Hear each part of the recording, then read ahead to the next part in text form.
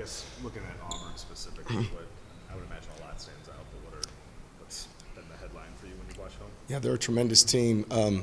They pressure defensively, really get after you. They've got tremendous depth. They try to wear you down. In the Houston game specifically, Houston had the lead a lot early, and then that's what happened. Shooting the ball great to the three-point line. Broom is probably, as much as any forward in America, playing at a high level with tremendous confidence. Great decision maker, great offensive rebounder, just playing with a lot of confidence. So early in the season at this point, they're probably playing as well or better than anyone in the country. And so we have respect for that and respect for their program. And yet at the same time, there's things we think we can do to impose our will and come out and be at our best and put ourselves in great position to win the game. When you look at the bracket, I guess, what excites you most about the opportunity that you and your program have this coming week? Yeah, I don't spend a lot of time, honestly. I hadn't looked at the bracket as much as just knowing, man, there's a lot of good teams there. Auburn's the only game that matters right now, and having tremendous focus on our preparation, what we need to do in practice and film, things mentally need to be on our mind to go be successful in that game, and then we'll deal with whatever's next whenever that comes. Yeah. How good of a challenge test will this be for your guys of being process oriented? Because you can go there and win 3 games, you don't want them to get too high. You go there and lose a few games, you don't want them to start feeling sorry for themselves. No, it's a really great point, and I think, at this time in the season, every game matters and at high magnitude. But we've had these experiences in years past, and last year it didn't go as well. You go 1 and 2. I think throughout the course of the season, how you handle success, how you handle disappointment, and then how you bounce back from it, and how quickly you can do that. Certainly, when you play 3 games in 3 days, you've got to learn that lesson quickly. So to me, this is the time of the year you want to continue to get better. Yes, you want to win every game, but last year we had a great season and we weren't as good at this point. So regardless of what happens, we've got to look at it like there's a process. We need to keep getting better, and that's over the course of all season long, not just up to this point.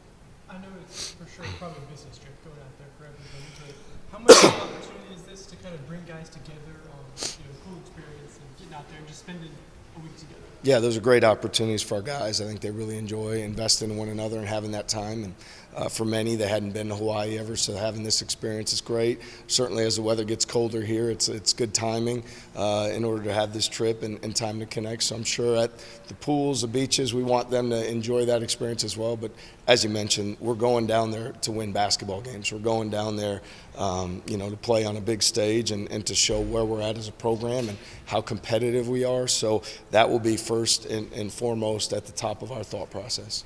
How do you ensure that happens, that people are able to kind of connect and maybe get away from their phone or whatever it is and actually connect there too?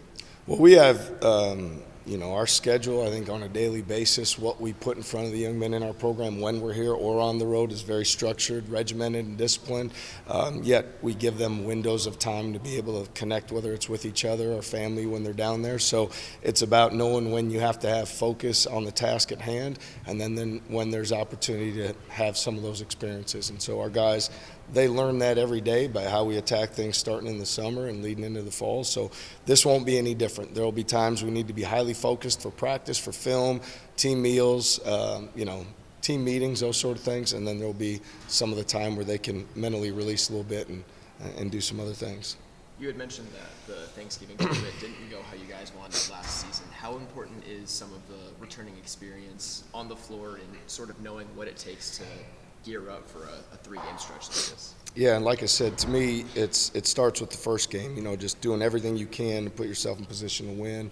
And then, regardless of what happens one way or another, learn what you need to learn and then quickly turn the page to the next game, because whether you're to be successful, you can't sit and, think about that, and whether you weren't, same. You've got to learn and you've got to move forward. So there's all really good teams there. We know that regardless of who we play. So I think those guys' experience hopefully helps them when it comes down to, whatever the outcome is, to bounce back quickly because we've learned that lesson. Yet at the same time, it's all the focus in the world on the Auburn game, everything we can do to win that game, and then we'll deal with what's next when it comes. Can you explain how you guys are handling the logistical challenges of flying to Maui? There only being one gym for everyone to use for walkthroughs, practice, all those different things. Yeah, I mean, from what's been brought to my attention, I know that when we get there, tomorrow it's a travel day, so we want our guys off their feet. From my understanding, on Saturday we'll have opportunity to practice in the gym, that we'll play the game in for 90 minutes, and then on Sunday in a different gym for 90. So for us, it's the same routine we'd have, so I don't know what all the challenges or constraints are. We've got, Micah and Thomas Pollard and people on our staff that deal with all those things. I just know that we've got a couple opportunities for practice, and we're going to maximize those opportunities. Do you take the 3 games in 3 days in consideration with your rotations, or do you just do it as the game unfolds? Yeah, I think, play it as the game unfolds. Certainly Auburn's a team with depth and pressure and those sort of things. So naturally you probably need to play, whether it's your bench more minutes or more depth or be more open-minded to that. So I don't know that that's necessarily something we're doing, thinking of the 3 games in 3 days as much as what gives us the best chance to win the first game and then figure out what gives us the best chance to win the second game. Were you guys divided loyalties last night for the game with Kyle's daughter on the UNI? Yeah, I obviously work for Iowa State and love to see Iowa State do well, and so unfortunately didn't happen last night. So we're always pulling for the Cyclones. Does a result like that reinforce your guys' decisions to not play in Cedar Falls or Des Moines? I mean, it's not just your decision, obviously. But. Yeah, I'd say we don't really spend any time, give any time or attention to anyone else's opinion on who we should play or how we should do things in our program. We keep a laser focus on what we need to do every day for our program to be the best, for our program to embrace our daily habits, and for our program to move forward. So we recognize a lot of people have opinions, what they think we should do. We keep our focus on what we know is best for our program.